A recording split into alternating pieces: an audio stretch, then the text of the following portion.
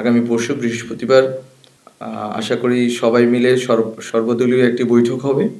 এই বৈঠকের ভিতর দিয়ে একটা ঐকমত্যের ভিত্তিতে একটি দলিল প্রণীত হবে এবং সেদিনেই আমরা কবে ঘোষণাপত্রটি জারি করব এবং সরকার কিভাবে ঘোষণাপত্রটি জারি করার ক্ষেত্রে ভূমিকা রাখবে তা স্পষ্ট হবে। আপনারা জানেন গত 31শে ডিসেম্বর ছাত্রদের নেতৃত্বে জুলাই ঘোষণাপত্র দেওয়ার কথা ছিল। পরবর্তীতে সরকার এই বিষয়ে সবার সাথে কথা বলে এই ঘোষণাপত্র দেওয়ার ব্যাপারে উদ্যোগ নেওয়ার ঘোষণা দেন এবং গত 15 দিন 12-13 দিন আমরা যে এই ঘোষণাপত্র ছাত্রদের যে ঘোষণাপত্র আছে সেই ঘোষণাপত্র অবলম্বনে ঘোষণাপত্র একটা খসড়া আমরা প্রস্তুত করার চেষ্টা করেছি আমাদের অ্যাডভাইজারি কাউন্সিল থেকে এবং বিভিন্ন রাজনৈতিক দল স্টেক হোল্ডার যারা আছেন ওনাদের সাথে কথা বলার চেষ্টা করেছি, ওনাদের অভিমত নেওয়ার চেষ্টা করেছি। সবার সাথে আমাদের কথা বলা হয়ে ওঠেনি, কিন্তু বৃহত্তর রাজনৈতিক দল বিএনপি, তারপর পরবর্তীতে জামাত এবং যারা নারী সংগঠনগুলো আছে, শিক্ষক সংগঠন, বিভিন্ন গ্রুপ অফ পিপল, স্টেক হোল্ডারদের সাথে, ছাত্রদের সাথে আমরা কথা বলেছি। যেটা জানতে পেরেছি যে তারা সবাই প্রোক্লেমেশনের বিষয়ে একমত আছেন যে ঘোষণাপত্রটি দিতে হবে, কিন্তু ঘোষণাপত্রটি কবে এবং ঘোষণাপত্রটির ভিতরে কি কি কন্টেন্ট থাকবে সেই বিষয়ে এখন আমরা ঐকমত্যে পৌঁছাতে পারিনি। ফলত আমরা আগামী বৃহস্পতিবার আশা করি সবাই মিলে সর্বদলীয় একটি বৈঠক হবে। বৈঠকের স্থান এখন নির্ধারিত হয়নি, কিন্তু বৈঠকটি হবে এবং যাদের সাথে আমাদের যোগাযোগ হয়েছে ইতিমধ্যে রাজনৈতিক দল এবং বিভিন্ন পক্ষ, তাদের অলরেডি আমরা বলেছি বা তাদের কাছ থেকে এক ধরনের বক্তব্য পেয়েছি যে এইভাবে করা সম্ভব এবং আশা করি আগামী পরশু বৃহস্পতিবার এই বৈঠকের ভিতর দিয়ে একটা ঐকমত্যের ভিত্তিতে একটি দলিল প্রণীত হবে এবং সেদিনেই আমরা কবে ঘোষণাপত্রটি জারি করব এবং সরকার কিভাবে ঘোষণাপত্রটি জারি করার ক্ষেত্রে ভূমিকা রাখবে তা স্পষ্ট হবে। গণঅভ্যুত্থানে যেই প্রত্যাশা তা এই ঘোষণাপত্রটিতে প্রতিফলিত হবে এবং সকল রাজনৈতিক দল এবং পক্ষের মতামত নিয়ে ঐকমত্যের ভিত্তিতে এই ঘোষণাপত্রটি প্রচারিত এবং ঘোষিত হবে।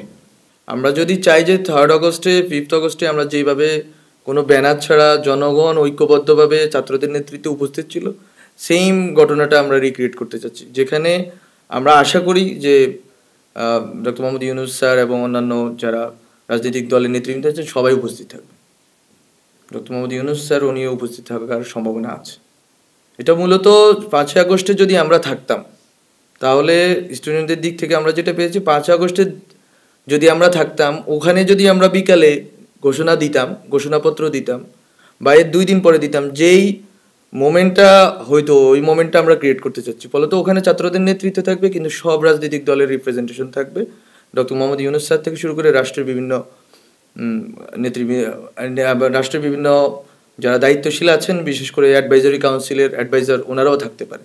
যেরকমভাবে এটা একটা সীমিত কয়েকটা বাক্য, অ্যাট দ্য সেম টাইম এটা তো জাতীয় গুরুত্বপূর্ণ একটি ইস্যু, এটা এত বড় একটি অভ্যুত্থানের যেহেতু দলিল, ফলত আমরা মনে করি ওনারা সময় নিতে পারেন, কিন্তু সময়টা যাতে এমন না হয় যার কারণে যে অন্যদের ভিতরে এক ধরনের উত্তেজনা অথবা এক ধরনের সংশয় তৈরি হয়।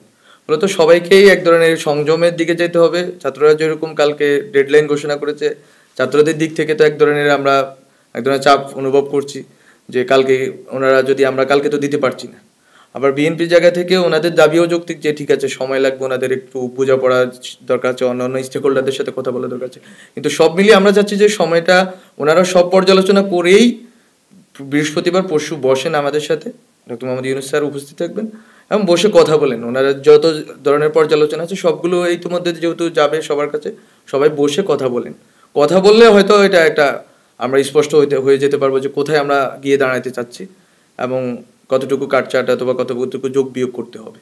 আমরা মনে করি যে এটা হয়ে যাবে, এটা সম্ভব হবে। পরশু আমরা একটা শুনতে পাবো যে এটা কিভাবে হচ্ছে, এটার ভিতরে কি আছে, কবে এটা ঘোষণা হবে।